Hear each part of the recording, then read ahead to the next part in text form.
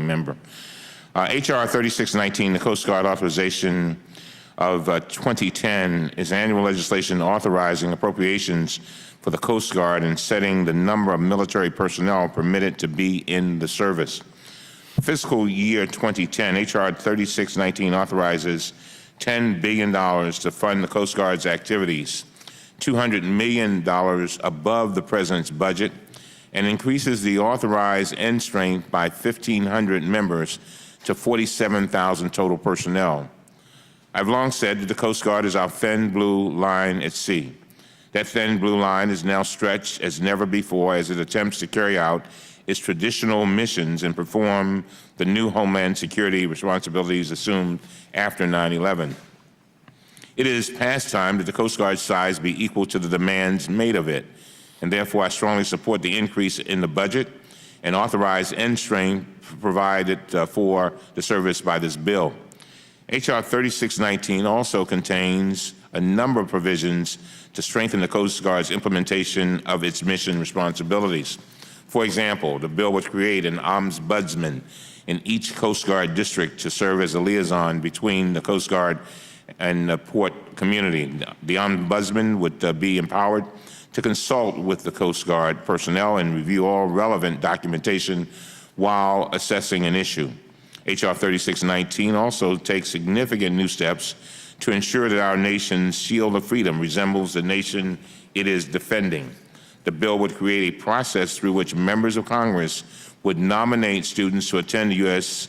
Coast Guard Academy, as is done at all other federal service academies.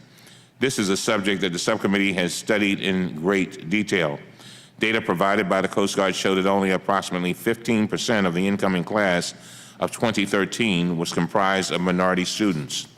I serve as a member of the Board of Visitors of the Naval Academy and invited the United States Naval Academy's Dean of Admissions, Stephen Latta, to testify before the subcommittee.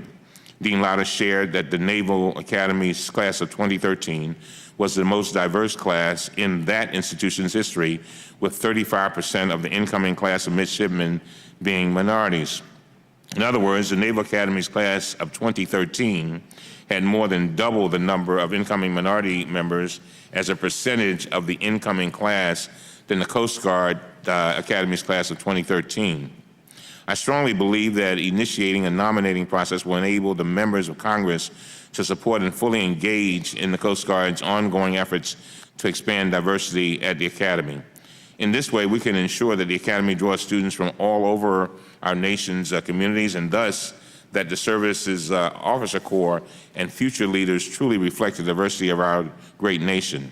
Finally, H.R. 3619 incorporates a number of bills previously passed by the committee, and indeed even by the House, including H.R. 1747, the Great Lakes Icebreaker Replacement Act, which passed the House by voice vote on April 27, 2009, H.R. 1665, the Coast Guard Acquisition Reform Act of 2009, which passed the House on July 29, 2009 by a vote of 426 to nothing, H.R. 2651, the Maritime Workforce Development Act, reported on June 4, 2009, H.R. 2650, the Coast Guard Modernization Act of 2009, reported on June 4, 2009, H.R. 2652, the Maritime Safety Act of 2009, also reported on June 4, 2009, H.R. 3660, the Cruise Vessel Security and Safety Act of 2009, reported on July 30, 2009,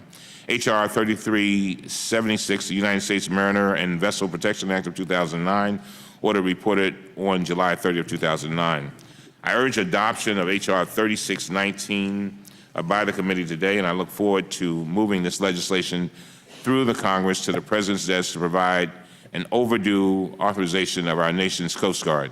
And with that, Mr. Chairman, I yield back.